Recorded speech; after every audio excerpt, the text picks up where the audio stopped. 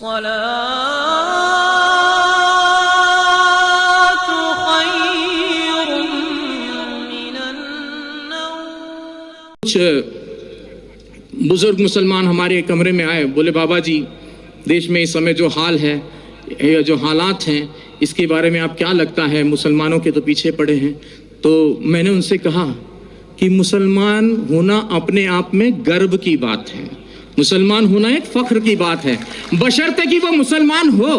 और मुसलमान से मतलब है मेरा मुकम्मल ईमान वाला, और मुकम्मल ईमान वाला कोई भी हो सकता है, फिर वो चाहे मुस्लिम हो, चाहे सिख हो, चाहे ईसाई हो, या मेरी तरह सनातन धर्म वाला एक मामूली सा अदना सा इंसान हो। तो मुकम्मल ईमान आना जरूरी है, और जब मुकम्मल ईमान आ जाएगा तो मुसलमानों का कोई क्या बाल वाका कर सकता है। कहते हैं कि नूरे हक शमे इलाही को बुझा सकता है कौन, जिसका हामी हो खुदा उसको मिटा सकता है कौन। ना तलवार की धार से, ना गोलियों की बौछार से, रब का बंदा डरता है तो सिर्फ परवरदिगार से, और आपको किसी से डरने की कोई जरूरत नहीं है। एक छोटा सा किस्सा और आपको सुना दूं, कश्मीर की यह सत्य घटना है, हमें हमारे गुरुजी ने सुनाई थी।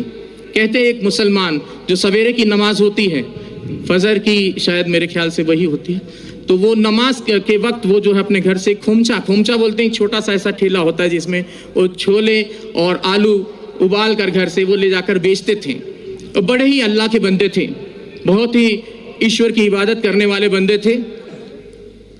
तो वो खोमचा बेचते थे और अल्लाह अल्लाह करते रहते थे। जो आता था उनको जो भी पैसा देता था वो उस पैसे को लेकर वो वहाँ ख़त्म कर देते थे मामला। तो वो खोमचा चला लेते थे और दे देते थे किसी को, और कोई भी उनको, अब ऐसे भी लोग थे उस भीड़ में जो उनको खोटा सिक्का देकर चले जाते थे, और वो अल्लाह अल्लाह करने वाले व्यक्ति, उनका ध्यान सिक्के पर ना होकर अपने अल्लाह पर रहता था। ऐसे काफ़ी दिन गुजर गए। एक दिन वो अपने घर पहुँचे तो उन्होंने अपनी पत्नी से कहा कि भाई आज तुमने हमारे छोले और आलू जो खोमचा बनाती थी वो बनाया नहीं। तो बोले कि आज दुकानदार ने सामान नहीं दिया, सौदा नहीं दिया। बोले क्यों? बोले जितने भी सिक्के इकट्ठा किए हैं आपने ये सारे खोटे सिक्के हैं। बोले हाय अल्लाह। वो वहीं चुपचाप बैठ गए उस ईश्वर की इबादत में कि बोले हे